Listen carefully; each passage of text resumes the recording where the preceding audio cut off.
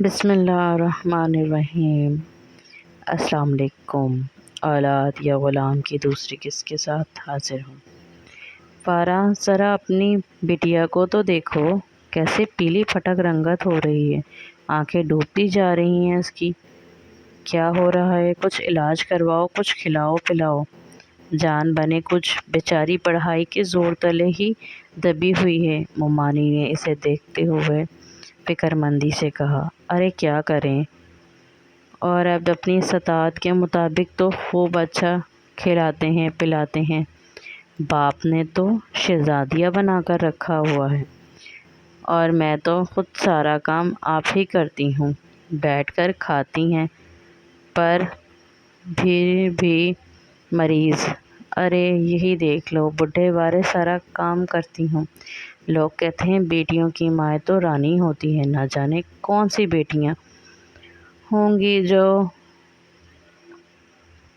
رانی بنا کر رکھتی ہوں گی، ہمیں تو ہماری بیٹیوں نے نوکرانی بنا رکھا ہے۔ بیٹیاں اچھی ہوں تو دل سے دعائیں نکلتی ہیں۔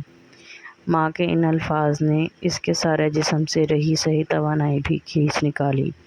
وہ قریب پڑے صوفے پر ڈھہ سی گئی۔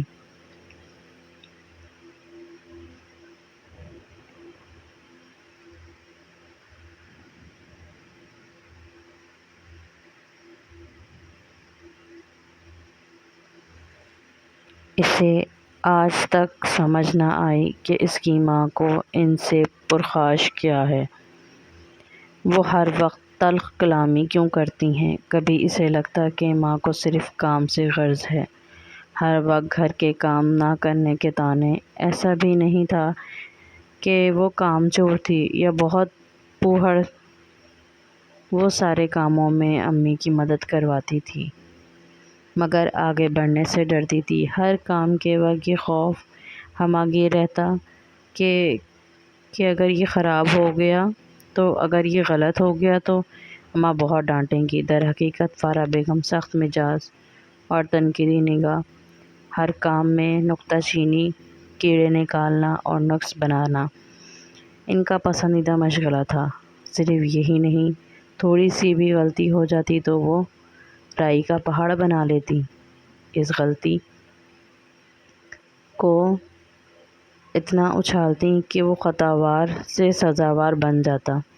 ان کی دوسری بری عادت ان کی میں تھی۔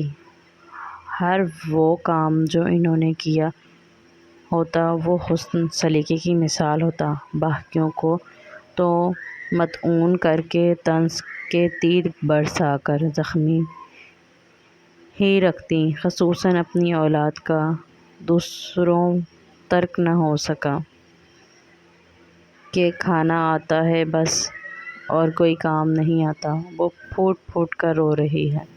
اختیار ہی دل سے شکوہ اٹھا، اللہ میں اولاد ہوں یا غلام، اپنی مرضی سے پڑھ نہیں سکتی، کھا نہیں سکتی، پہن نہیں سکتی۔ وہ عورت جس سے میرا رشتہ ماں کا ہے، اسے صرف کام سے غرض ہے۔